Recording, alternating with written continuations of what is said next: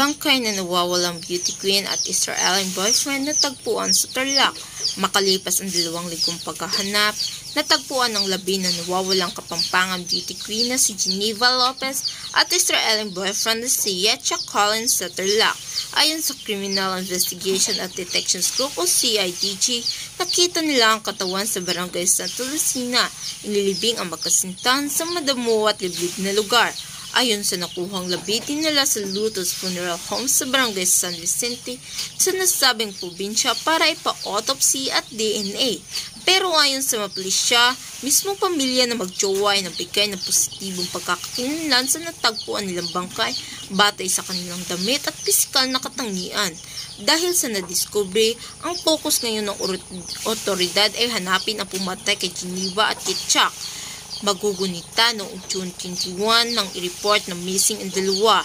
Ang magjowa ay huling nakita na umalis sa kanilang tahanan sa Malapinas, Angeles City.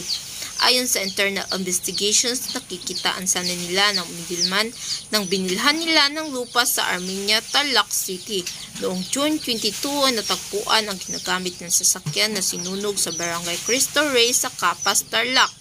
Ayon sa isang media interview noong Bernice, July 5, nilinaw ng kapatid ni Yetcha na si Yannick na nagpunta ang magjowa sa Tarlac hindi para tignan ang lupa, kundi para kunin ang titulo nito.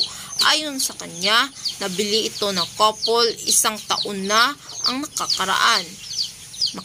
Kamakailan sinabi ng CIDG na may lumapit na witness sa pulisya upang ituro ang lokasyon ng mga bangkay ng mag-couple sa lupain na pagmamay-ari ni Mr. Pamintuan.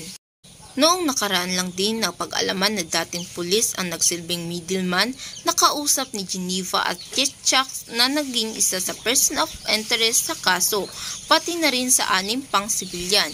Kung matatandaan na unang nag-alok na 500,000 reward money ang pamilya ng magjowa para sa mabilisang paghahanap, dagdag pa rin ang 100,000 reward mula kay Angeles City Mayor Carmelo. Tiniyak naman ng Interior Secretary Benhur Abalos na nanaig ang hustisya sa nangyari sa dalawa.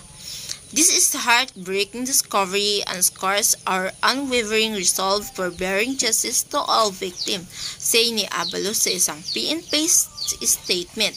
Wika pa niya, we will not rest until those responsible are led accountable.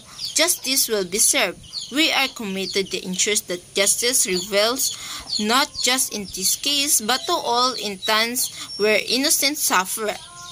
Ani pa ng kalihim. Hanggang dito lamang po at maraming salamat sa panunood.